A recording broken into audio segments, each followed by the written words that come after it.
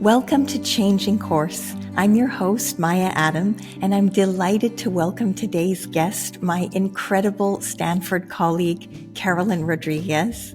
Carolyn is a psychiatrist and a neuroscientist who studied at Harvard before joining the faculty at Stanford Medicine. Not only does she study the neuroscience underlying mental health problems, but she's also deeply committed to promoting mental health in the public. And I invited her today to discuss some of the contemporary trends in mental health and wellness in our society, as well as to talk about some of the eye-opening topics that were raised by our amazing guests in Season 1 of Changing Course. Welcome, Carolyn. Thank you so much for having me, Maya. Carolyn, I've been reading that many people are sort of struggling in this turbulent post-pandemic world. And I know some researchers are describing it as a VUCA environment. I don't know if you've also read that acronym. It's volatile, uncertain, complex, and ambiguous. And most of us have also read or heard about this global mental health crisis that we're facing. How much do we know about the contributing factors to that? So the pandemic, we know from data gathered by researchers, and it's posted in the NIMH as well, that anxiety disorders, depression, and substance abuse has gone up since the pandemic. And COVID itself can have a lot of different implications for our mental health, including, cognitive and attention problems. Some people describe it as brain fog, as well as anxiety and depression. And we still don't know the long-term impacts of the pandemic on mental health, and especially the ramifications for our children. So, and to add to that, the pandemic affected people differently. So those are all things that weigh heavy.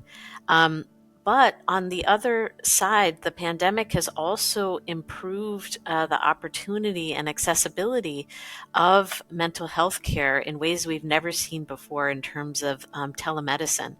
And so just in between 2020 and 2021, there's been a significant increase in telehealth visits, and nearly half of all total visits are televisits. And as well, there's a new hotline, the 988 mental health hotline. So the 911 has, been, focused on medical emergencies. Sometimes it's hard to navigate mental health, but this new hotline and investment, connects people right away to a trained counselor that's in a local crisis center. And if they're busy, then it goes to, all these backup centers. So the good news is that if, people who are struggling can reach out for help. That said, in terms of a VUCA environment, maybe you're not facing a mental health challenge, but just feeling a lot of stress, and maybe it's not impacting your day-to-day life. And a lot has been written about these kinds of environments, but for me personally, I'll say that one thing that has really helped is just taking space, taking time. There's that phrase, put the oxygen mask on yourself, and that really hits home for me in times where there's just a lot that's out of our control. And so what I'll say is that, first step is recognizing when you're feeling overwhelmed, taking time and cutting things on your schedule. It feels counterintuitive because we're kind of like running from thing to thing. But if you have that feeling of running, you can do proactive things like taking time to actually schedule in your day what things you're going to say no to, what things need to come down, so that you have the space and room to think, to take care of yourself, and to take care of others. There's a great book that really helped me called Essentialism, The Disciplined Pursuit of Less by Greg McKeown. And it's terrifying to me, but some of the lessons in it is make a list of things to do and then cut it down to 3, then cut it down to That's 1. great. It seems unheard of, right? Fantastic. That's such good advice. Carolyn, these experiences that you've talked about that have had sort of a silver lining in some ways, over the past few years, I know that these shared experiences have caused, like many of us, to dramatically shift our priorities, sometimes even reevaluate our career goals or our personal goals. And I'm curious about whether that's something that happens frequently to people after they've been through a difficult time. And also I'm curious about when that's an adaptive, a good thing to sort of radically change our perspectives and our goals versus a sign of distress. It's a wonderful question, and it varies, right, from person to person. But one of the things that I've noticed, and you've noticed in terms of asking the question, is that in the context of the pandemic, when everything was disrupted, our sense of control again was disrupted. It really focuses you to think about things differently, and things that may have been priorities and important before suddenly don't seem like that. As well, there was really this esprit de corps and for some people, really calling to try and help other people in the pandemic. And so when those kinds of sort of seismic shifts happen in our lives, that may be outside of our control, and certainly the pandemic that affected all of us, it can be healthy to take a step back, reevaluate, reconnect with the core of things that bring us passion and joy. And as well, the very real sort of reminder that we have a finite amount of time on Earth, and how do we want to spend it, and what are the things that are important. And obviously, in using the mental health lens, radical change is not adaptive, or things that are impacting your ability to socialize, ability to work, ability to function, things like poor sleep. So again, recognizing those signs and symptoms and connecting to mental health care is important. But I think that leaning in to that change and exploring is healthy, and can create new connections in the brain, open us up in new ways. That's incredible. I love what you're saying about recognizing the signs. And I have a related question to that, because a lot of our guests on this season talked about the tension between sort of being raised in a society that values never quitting and never giving up, and then also sometimes knowing that changing course or pivoting is the right thing to do. And I wonder if there are signs, either from your own experience or from your clinical practice, what are the signs to know whether it's time to change course? I'll talk about this, I guess, from where I've come from, my own training in mental health. Is I sort of think of myself as a compass, a human compass. And that's part of what our training is. And I always think of my compass as pointing north, meaning I like to feel like I'm a friendly, helpful person. I like feeling like I make others happy. So that's kind of like my compass north, right? And sometimes one's compass, my compass, can shift a little bit when you're talking to someone, right? And the compass can switch to feeling like anxious or nervous or confused, or feeling like, walking away. So it's okay to pay attention to when that needle moves. And if you're present and you understand how you feel kind of at baseline and how you like feeling, that those kind of shifts then indicate something about the other person that you're talking to. And it can also shift in situations. So being mindful of when you feel when you feel happy, comfortable, safe, secure, and when you don't. And so really listening to your inner compass then can lead to a good framework on, their expectations of what you need to do or who you need to work with or how you need to be. But if it's not in alignment with your compass, then that can signal and be a sign that it's time to change. So, that's so great. So listening to our inner voice, or having sort of a visualization of almost like a tool, like a compass, and actually noticing where that's pointing us is a valuable thing, right? That's great. Carolyn, it reminds me of something I heard you say recently in a meeting we had with women faculty at Stanford, and I thought it was so powerful. You told a story about how you practice sometimes asking for things as a way of sort of overcoming the fear that we're being too demanding. And I feel like that's related in some ways to developing our sense of being more aware of how we're feeling and also where we want to go. So can you tell our audience members about that practice and maybe any others that you might have similar to that? Absolutely. So, yeah, I think it comes from, I have been in academia, mentor to students and trying to sort of convey the sense of, negotiation or asking for what you need isn't something that sort of comes naturally for all of us. And for some of us, me included, it can actually spark fear.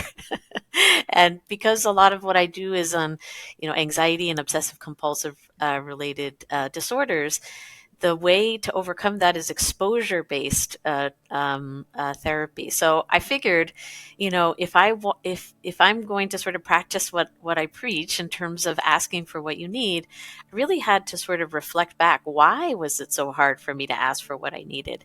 And coming at it from sort of cultural and societal lens, I was born in Puerto Rico, and came from sort of a humble environment in the sense that there was the sense that like we felt very fortunate for the things that we had, and culturally there's a sense of like being grateful, and when in a stance where I felt like I had to ask for something, my sense, in my own upbringing, cultural, other things, it's hard to parse out where it's coming from, but I always felt like, who am I to ask for these things? Am I coming across like demanding? And so, but at the same time, if you are in charge of, if you're a leader of a group, asking for the things you need will help your teammates. It will help your family members asking for the things that you need. So how to sort of get over this conundrum? So what I did is I just practiced every day asking for things that I didn't think I deserved. Like I would go into a restaurant and I would I would say, I don't like this table. Can you give me this table? Right. And you're laughing because it would make me sweat, honestly, to do this. Right. And I would go to, local coffee, like, can I get an extra cup? Can I get extra foam? Like just the more ridiculous the requests I could think of. Traveling, can I get an upgrade to first class, just like randomly, right? Or upgrades at hotels or anything, right? And what I eventually found is that that fear, it became kind of more of a game. And the other thing, it became rewarding because I would say, so I have twins, and I would say, I enroll them in a class, and I say, could I get a discount for the second? And they would give it to me. So then I'm like, brilliant. Okay, like, why don't I just ask this regularly, right? So eventually, I started this practice very late in my career. So I always tell people to do it earlier in their career. But it helped with a negotiation that I had in a new job that I had. It helped ask for the things that I need in a reasonable way, in a sort of systematic way. By practicing asking for ridiculous things, then it didn't seem so hard to ask for the resources to do the science, to help the patients, to help my students. Unbelievable. I love that. I think we all feel that. I certainly feel that when I'm asking for something. Am I being too demanding? Am I being that annoying person that asks for something they don't deserve? I definitely can identify with that. It's a great, great practice. I'm going to start doing it, Carolyn. Well, I tell people, like, I asked, like, if I talk to people about it, I said, just email me and let me know, like, how much. And people have saved like hundreds, thousands of dollars sometimes. That's great. There should be an app for that.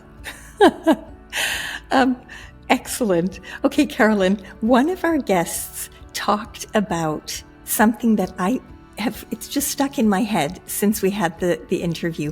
And he talked about how liberating it was for him when he actually decided to kind of forgive some people in his life who he felt had tried to sort of stand in the way of his dreams. And can you talk to us from a psychiatric perspective or from a personal perspective about kind of the benefits of forgiveness? So first of all, that is incredibly touching, and I love that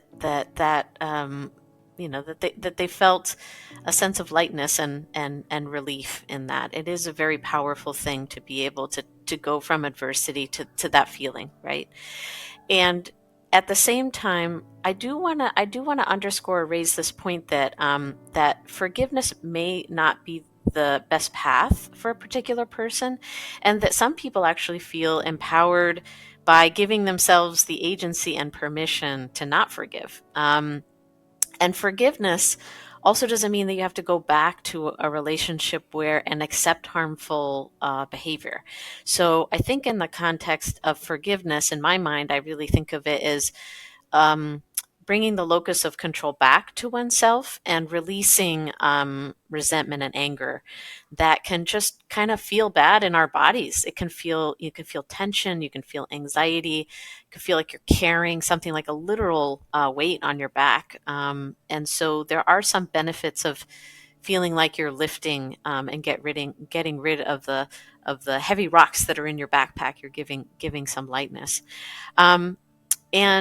But so then why don't we do it all the time? It's because actually forgiveness is really hard to do. You can in some ways really avoid the hard feelings by not sort of grappling with, for some of us, anger. That's hard. That's hard to face. Like, why am I feeling angry? Why haven't I sort of moved on from this thing? Um, and and then taking those steps to first recognize the anger and processing through that can be done by yourself if it feels comfortable, or with a therapist. But at least for me, when I was in you're bringing to mind a situation that I had with a colleague, and I actually ran into my old psychotherapy teacher at a conference recently, and I was describing to her the story, and I was like, like I didn't recognize that, from your teachings of different kind of personality types, I didn't recognize this, and it led to this, very negative outcome. And what she said to me is, Carolyn, you didn't see it because that's not how you would behave in that situation. And she really encouraged me to forgive myself. And I didn't realize how much just forgiving myself for not recognizing, because a lot of it, the other side of the anger is like kind of shame, embarrassment as well. So that is also a really hard feeling. And I would say that there are many paths to lightening your load. For some, it is forgiveness. For some, it's not forgiveness. But really paying attention and listening to your body and what makes you feel lighter. Does not forgiving make you feel lighter? Does for going down that path, even though it's difficult, at the end of the day, do you feel lighter? That's excellent. I love that. And I love that forgiveness includes forgiving ourselves for things, because I think so many of us just beat ourselves up about things that we feel we could have done better, or we replay things and think, why did I act in that way or say that thing? That's powerful advice. Okay, Carolyn, a lot of our guests also talked about the powerful positive role that families played in shaping them and in supporting them throughout their careers. And I wanted to ask you, as a parent yourself, and I also am engaged in this wonderful adventure of trying to raise human beings who are going to pursue their dreams. An adventure, I love that. It's an adventure at all times. But Yeah. especially, with older children, with adolescents who I know are particularly at risk of mental health problems, how can we as parents help our children to sort of pursue their dreams? Such a powerful question, Maya, and I think you're right. I see all around the really devastating impacts that the pandemic has had on our young adults and kids, and we started out from that in the beginning, and it's a challenge for an adult. I go back to putting the oxygen mask on yourself, right? And trying to, as well as you're kind of getting your own bearings and assessing how you're doing with kids, it can be a little bit tricky because puberty's coming, adolescence. There's a lot of changes, but if you see changes like changes in sleep, changes in mood, falling off of grades, falling off of interacting with friends, those are things to pay attention to, and it's okay to ask questions, to get involved, and really try and find ways to just sit with your kids and do an activity that they like. It can also be fun. I have gotten more into horror movies these days, different kinds of genres of music. So it can also open your world, but from that place of just kind of sitting where your child is and what their new interests are and asking questions, that can be a way and a thread to build understanding, trust, and to get kids to open up about what they see in their future. What are their dreams? Sometimes sitting, I find also that walking together can be helpful when you're not like kind of looking face to face, or driving Yeah. together and not doing anything. But that takes time. It's so interesting that you say that, because I remember our teachers, when the children were younger, saying that there's such power in doing an activity together rather than just sitting opposite a child and saying, "Tell me what's going on." Rather, do something where you're both engaged, but you're near each other, and that's when the information will flow. Yeah, absolutely. And I think, there's a great book by Andrew Solomon called Far from the Tree. And it's about like what can happen in families, right? Like you're a certain personality type, your kids are different personality types. And when there's that mismatch, then, how do you adjust your parenting style? So for example, I'm very much a planner. I like planning. Like it's soothing to me to have a plan, like my daily, weekly, and monthly plan. I have a 5-year plan. Like I have plans, right? But not my kids. One of my kids has a style where they're more spontaneous, more go with the flow, and actually talking about plans is very stressful. So how do you do that when there are things that you need to plan and do? And so, first recognizing and talking about that difference, and kind of doing shared planning, like, well, what are different styles and ways that we can kind of test working together on these kinds of things. And so if then your child has the agency to say like, well, I'd rather have my this day totally off, not talking about any plans, and then like right before Sunday night or something, which causes me anxiety. I like to plan, like I like volunteer first for things, but if you can't adjust, then again, that sort of builds trust and the ability to open up and share. Yeah. And in that trust and space is where people can start to plan, imagine, be creative. Wow. Excellent, excellent advice. Carolyn, I know you have a lot going on today, so I'm going to just ask you, I have one more question and then we can wrap it up.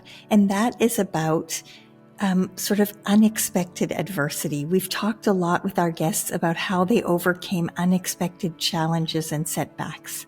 And when I think about my own life, there were definitely times when I sort of felt like I had the rug pulled out from under me. But at the same time, when I look back, I feel like those experiences most of the time helped me grow. But I wonder if you have advice for us on how to contextualize unexpected challenges and how to either cope with them or put them in perspective. Oh, this is a hard one, right? When there's loss, when there's sadness, it's okay. It's okay to grieve. It's okay to feel sad. It's okay to not want to do something. Grief and loss and challenges are one and the same, right? If you've lost an opportunity or had the rug pulled off, you have to mourn the loss of that opportunity and that path, and that can take time, and it takes and healing from that can take different paths. You may feel better one day, then you don't feel okay, or you can be doing something that's incredibly fun and all of a sudden a wave of grief or a wave of loss hits you, or something reminds you of the loss. And all of those things are normal, okay, and healthy. So really, giving yourself that space and time to really to mourn it, and be okay with things that may pop up. That loss also provides an opening for unexpected things to happen that may also in and of themselves be good and bad, but may take you on a new path for adventure. And that's part of what makes life interesting and fun. And we also need to pay attention to when things are not are again impacting our sleep or impacting us in ways that prevent our performance. So in those cases, my motto is just never worry alone. If you're feeling that way or feeling like something's not right, reach out, get help from somebody who you trust.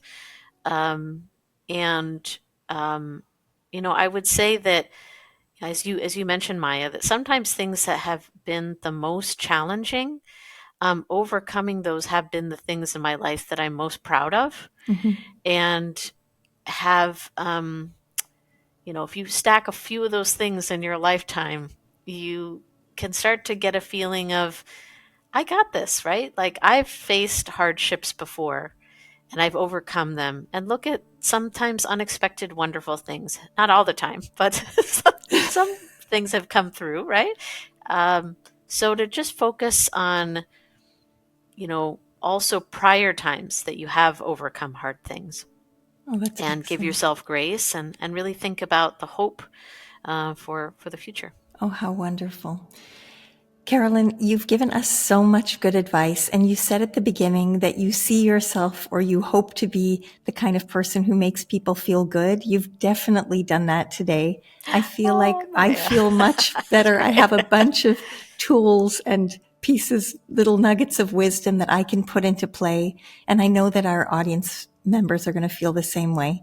We are so grateful to you for your time and your expertise. And I hear that you may be joining us every season, which would be amazing, just to talk about some of these incredible themes that we're hearing about from our guests. Yeah, it would be my pleasure, Maya, and I feel my compass north with you, and it has been just so wonderful to talk about some of these heavy and light issues as well. So thank you.